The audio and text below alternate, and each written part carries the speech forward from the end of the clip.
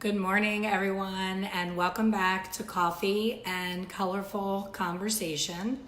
I am back in my old digs in Lux Color Lounge, my daughter's salon. I am in town in Philadelphia to teach at the premiere show. I'm very excited. It's this Sunday. So I came in early because I was attending an event in New York City. Marie Forleo, if you're not aware of who she is, she started out as a life coach, and she just wrote a book recently called Everything is Figureoutable. This is her beautiful cover, and I was blessed to be able to get a ticket to her first launch party of the book in New York City on Monday. So, hey Ann, good morning. Hi Mary, hi Julie. So I flew in early, flew right into New York City, and we attended her event. And it was a lot of logistics to get there. Flying in from Tampa, I had to fly into LaGuardia Airport, which I had never done before, and get an Uber to the hotel. And then we rushed to get to the event because the event was right then when I flew in. I didn't have a whole lot of time. But when we got there, the energy in the venue, just all of the people that are Marie's people, when you follow someone and their career and they're a coach and they're motivating, it's a very high chance that every person in the audience is going to be very similar to you and have the same belief system, the same things that you get excited about. So I've followed Marie for quite some time, and I love her, and I love what she has done for her career. She basically made herself a mini Oprah Winfrey without the networks, without all the backing of, ABC, NBC, CBS, all the big companies. She was like, hell, I'm just gonna make my own show and do my own thing. So the reason I'm talking about her on today's chat, it's going to all make sense. I'm gonna wrap it all up in a nice little bow for you. So the title of today's talk is Rejection is a Gift and Everything is Figureoutable. So recently, let me backtrack. So when I first realized that I wanted to educate and step away from behind the chair, it was about 10 years ago. I had trained so many hairstylists to be expert colorists, and so quickly in my own salon, but I found myself in the day-to-day stuff of payroll, inventory, marketing, Instagram, social media, all the other things that needed to be done for the salon pulled me away from the things that lit me up and I was passionate about, which was teaching and growing other people. So once I gave them the tools that they need and they were up and running behind the chair, I was like, okay, who can I train now? To the point where I started to train other people's my own competition, people in my area. I would say, send me your girls when they're right out of beauty school and I will teach them how to be a colorist really quickly. Give me 6 months and I will have them behind the chair making over, $50,000, $60,000 a year as colorists. So I knew I was a good educator and I knew I loved doing it. The problem was, how do you get started? You see people on the forums all the time saying, I'm bored, I'm stuck, I know I'm meant for something more, but I don't know how. And the path has always been, from the time I was licensed until about maybe 5 years ago, you had to interview with a company, a Redken, a L'Oreal, some sort of manufacturer, and they would hire you to be a product knowledge educator, where you were lucky enough to schlep a color chart and 10, 20, 30, and 40 volume developers and the swatch book and the color and the bins and bins of things and the whiteboard and all of the tools that you needed to drive to a salon that was usually at least an hour from where you lived, and you didn't get paid for your driving time, you didn't get paid for anything other than just that class, and they wanted to pay you $75 per day. So those of you watching are all professionals behind the chair, and you know that you can earn $75 behind the chair in 1 hour in the salon. So that was never a good fit for me. My kids were little and I thought, no, this isn't meant for me. So let me put it off and wait until it is for me. So I put it off and put it off. And then I learned how to paint hair. I attended the L'Oreal Professional Academy, and I went 4 times and studied with Nancy Braun, who I still attribute to being the pioneer of bringing balayage here to the States. She was trained in France. Her technique is the traditional, original French balayage. There's been a million different versions since then, which is wonderful and exciting, but it kind of gets confusing. I always tell my students, be careful with balayage, find one person and follow them and their style, because you're going to get balayage confusion, because some people use their fingers when they're putting it on and blending it. Some people only the brush. Some people are doing it in foils. There's so many different versions. So back when I learned this hair painting, nobody was doing it here in the US. It was like 10 years ago. And I thought, wow, I want to be one of the first people to do it, and I want to master it so that I'm known for that, and then I can start to teach it. So fast forward a few years of doing that, I discovered Sunlight's balayage lightener. And am I on Expert Color Solutions? Because somebody just sent me a message and said, are you coming on today? Is this on my personal page, or am I on Expert Color Solutions? Somebody tell me. Jennifer, Kim, somebody tell me that I'm on the right page. Anyway, I'll keep going. So Sunlights comes along, and I'm loving the lightener, and I'm painting my little heart out, and I get this email. Bryn, am I on Expert Color Solutions? Okay, good. So I get this email that Sunlights is looking for educators.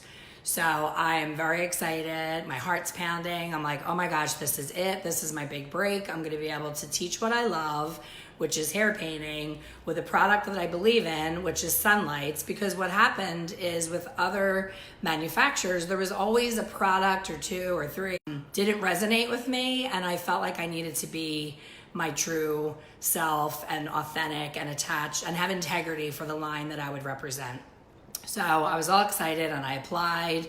I had my daughter help me with my resume, because I never had to do a resume. I opened my salon when I was 22 years old, and I didn't need a resume. So I did all the things, and I can't remember if I had to do a little video. Whatever the process was of applying, I did everything. Yes, Candy Shaw Sunlights. So I waited and waited, and I remember being at the beach, and I knew it was like the day that people were going to get picked, and I did not get picked. I got my rejection letter from Candy's son. I can't remember his first name. Jameson Shaw sent me my first ever rejection letter. So it stung, I'm not gonna lie. I was like, wow, I really thought that, after 25 years of owning a salon, 27 years of being a hairdresser, that I would be more than qualified to be a Sunlights educator. So I carried that around. I was so bitter about that. I was like, I'm not good enough. I don't know what I'm doing. They don't like me. Maybe I think I'm a better teacher than I am. I should just stay behind the chair and stop trying to teach. So it really kicked my confidence and put me in a tailspin of like, wow, maybe I'm just meant to just keep owning the salon and keep my head down and just keep doing hair. I'm good at it, and I get paid very well for it. So fast forward a couple years, I meet my now beauty agent, Bonnie Bonadeo, and she was doing a program on public speaking. It was like, do you want to be a platform artist? Do you want to teach? Do you want to get up on stage? I was like, yes. So I go to the training, I meet her, I do the training. She provides 2 opportunities for me to teach. My very first place that gave me a shot was Premier Orlando. It was my first class ever, and I will always be grateful to them for giving me that opportunity, and it's the reason that I still teach for Premier. Most of you may not know that Premier does not pay us to teach there. Like when I go there on Sunday, I'm on my own dime. I had to pay for my flight, my hotel, my Uber, my food. I don't get a single cent from Premier for teaching, and I love it, and I go to every event that I get invited to, because I get to meet all of you, and it grows my following, and I get to share and teach and do what I love to do. So I taught at Premier, and I saw that, because they don't pay, I'm like, why does everybody keep coming back here? You can't quit your day job to do this, but it's so fun, and I loved doing it. So I thought, I have to find a way to monetize this opportunity so that I can keep coming and keep sharing with these people. So because of the rejection of Sunlights, I was able to get the opportunity to go to Premier Orlando, and because of that opportunity, I wrote my book. So if I never had been rejected from Sunlights, I wouldn't have written the book, I wouldn't have taken the stages course, I wouldn't have met my now agent because I wouldn't have taken the course, and I met my life coach during the stages training because she was Bonnie's partner. So I then was able to discover how wonderful life coaching is, and it changed my entire life to the point where it gave me the courage to step away from behind the chair and become a completely independent educator.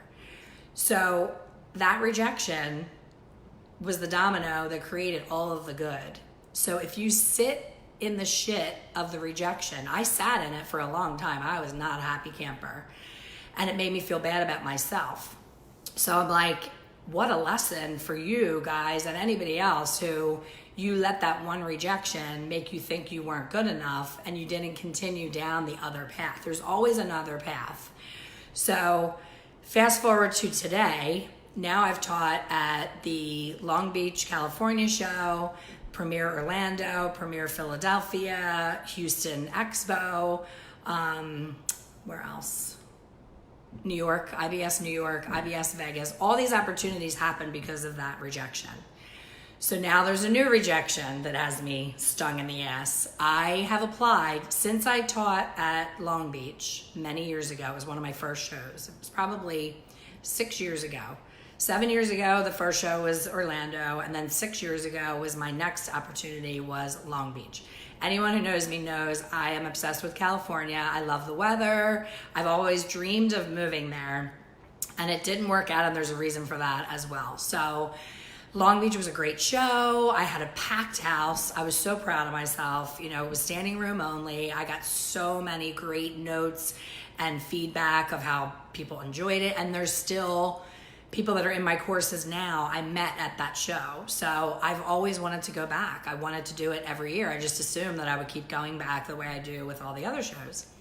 So the following year, my agent, applied for me to teach at Long Beach. And this is the deal. You wait like 7 months from the time that you apply until you find out if you're even doing it is 7 months. So I'm like, not booking other things. I'm not booking vacations. I mean, when I say I'm going to do something, I'm there. I never bail on anything. So those January dates were always locked in my calendar. So I get rejected. And I'm like, okay, maybe it was a really crazy year and they had so many people apply and somebody had more followers or whatever. So I didn't get really that upset about that. I was like, okay, everything happens for a reason. There's next year. And then I applied the following year. Rejection. So that was 5 years ago. The following year, rejection. The following year, rejection. Anyone that knows me, the word tenacity gets thrown around a lot. My one friend calls me a pit bull in a dress. Roderick, if you're there, if you're listening, I love you. He's like, this girl's a pit bull in a dress. She just never stops. She never gives up. So the fact that I was rejected all those times and still applied this year, I was like, okay, this is my year. I'm putting it out there. I'm all about manifestation and believing in yourself and putting the, happy juju out there. And I applied, and this year I applied. I mean, I took my time with that application. I came up with new and exciting classes because I thought maybe, I keep applying for the same things. Maybe they just don't like that topic. So I did 5 different topics. Super relevant, super, trendy and on point. And I know from you guys and from anyone who's in my courses, I know what people are looking for at the shows. So I know it was not the content.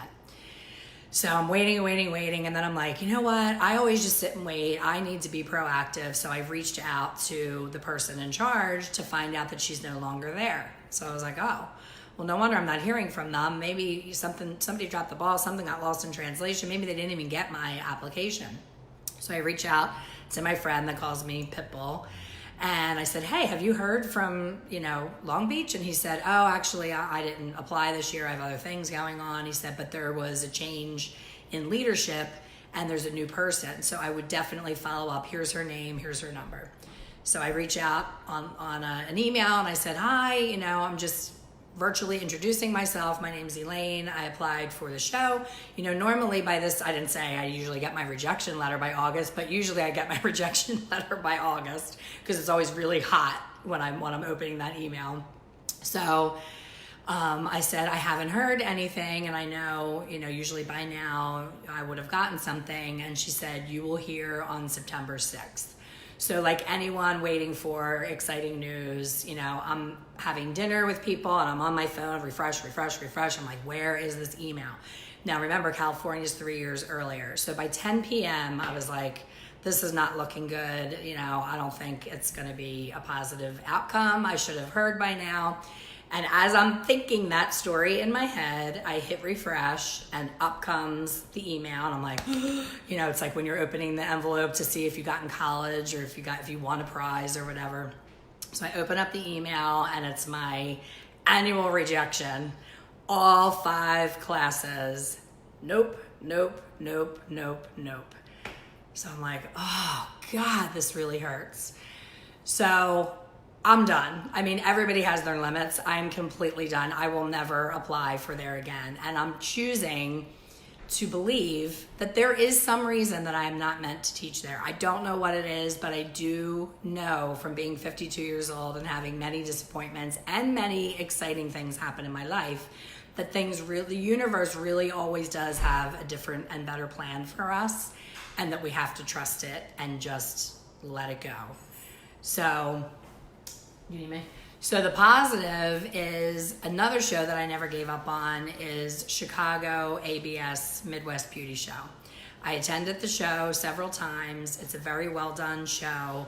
And I was always told by all the powers that be, oh, you'll never get in that show. Like that's like the boys club. You have to be with a manufacturer. You have to be very famous, have a bajillion followers on your social platforms, and good luck with that one. So to the point where I walked up to the chairman at the Vegas show and basically publicly shamed him in front of everybody, saying, I don't understand why you don't let me teach.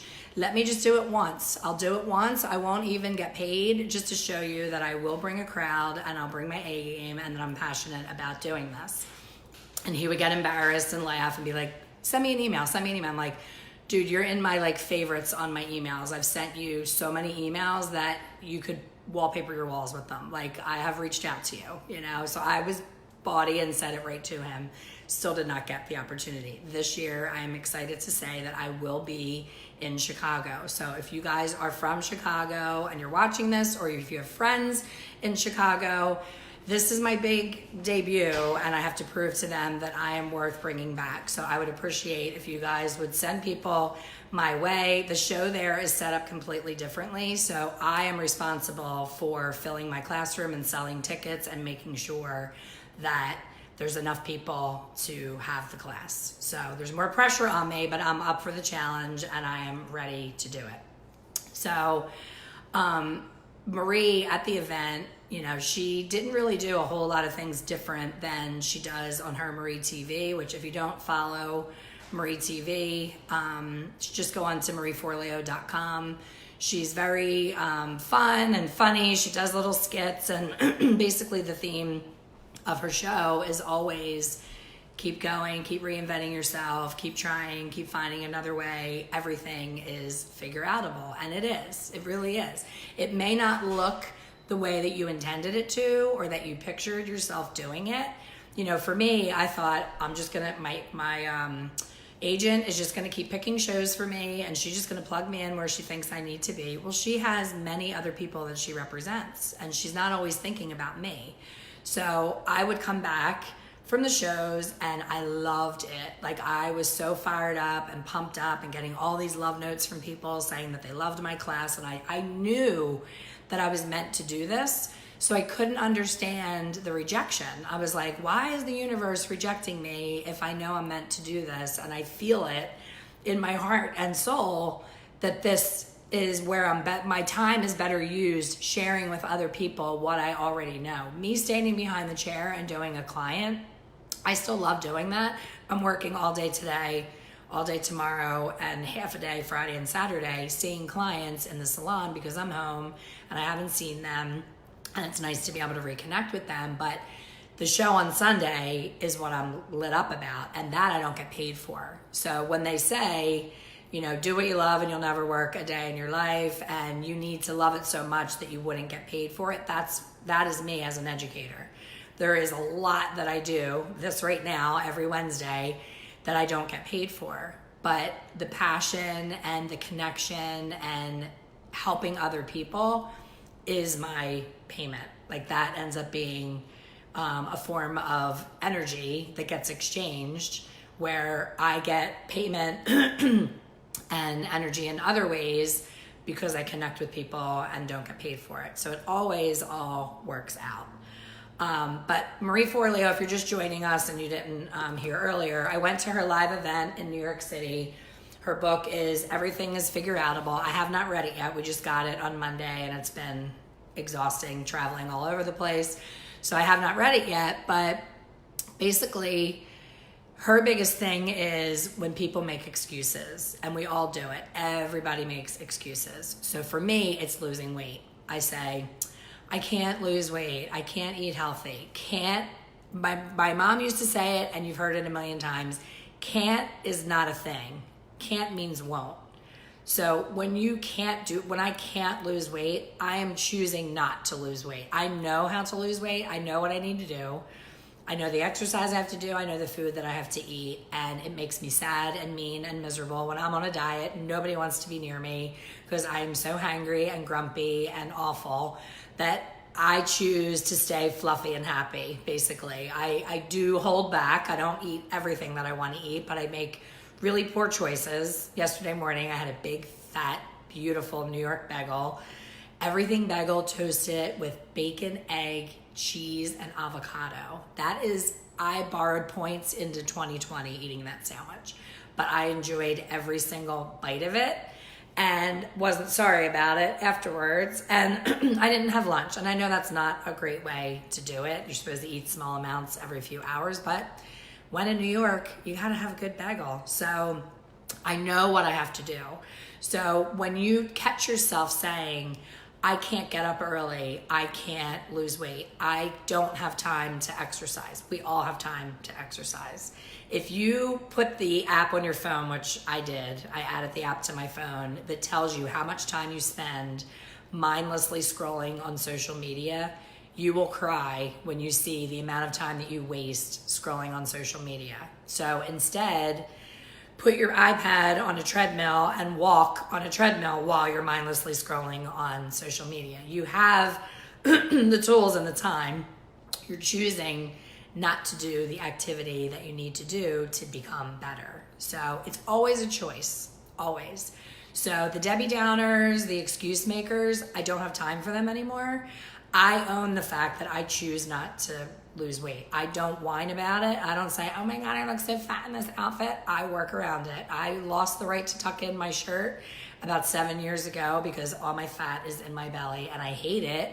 But I also am the type of person that I will not go and pay a surgeon to do major surgery on me to give me a tummy tuck like all the women in my neighborhood do. They all look great in their little bikini and everybody comments how great they look, but I know for a fact, because I'm a hairdresser, that they've all had work done. They've all had tummy tucks, boob lifts, vaginal reconstruction, bladder surgeries, eye lifts, full-on facelifts.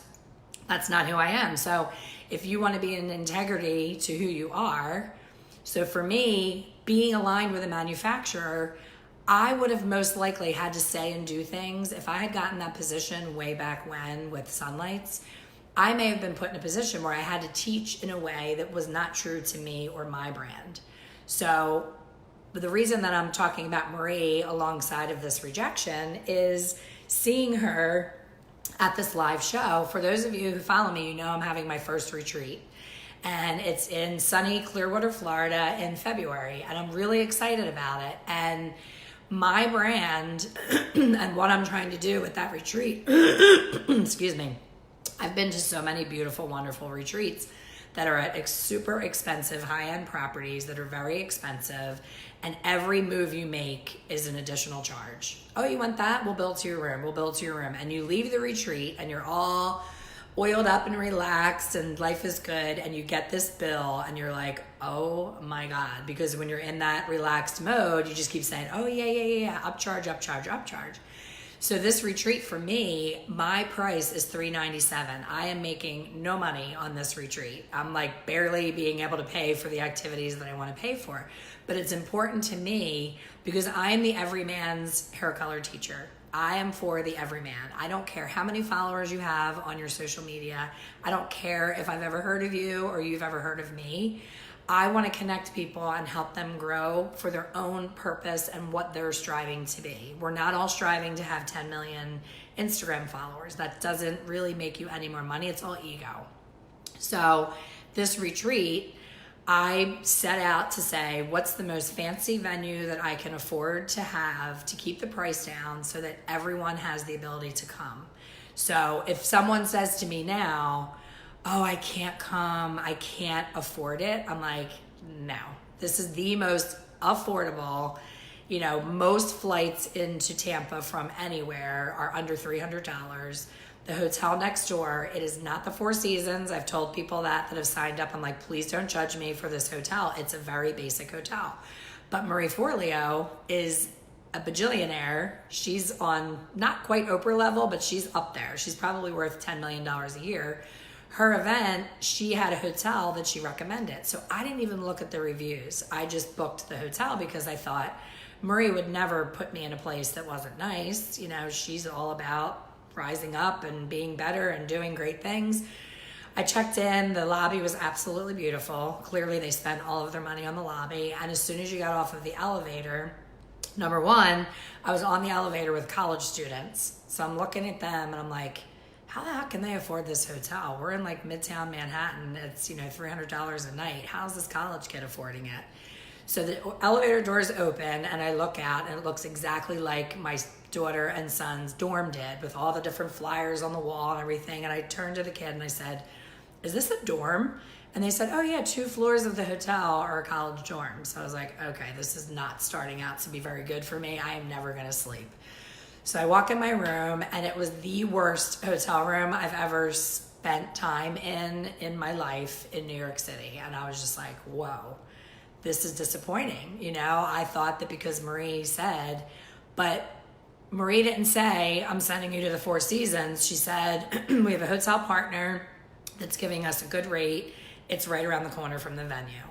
So that's exactly what I did for my retreat. And I tell all the people coming, like, it's a nice bed, it's air conditioned, it's right on the water, it ticks off all the boxes, but you're not going to get, you know, this glorious, you know, white glove butler kind of service. It's not a high-end hotel, but I want this retreat to be a retreat. Turn your phone off, wear your yoga clothes, wear your hair in a ponytail, don't put any makeup on, show up, connect with other people, share ideas, do activities that you've never done before, and go back to your life refreshed, renewed, and put it on your calendar for next year. I want to keep going and do it every single year.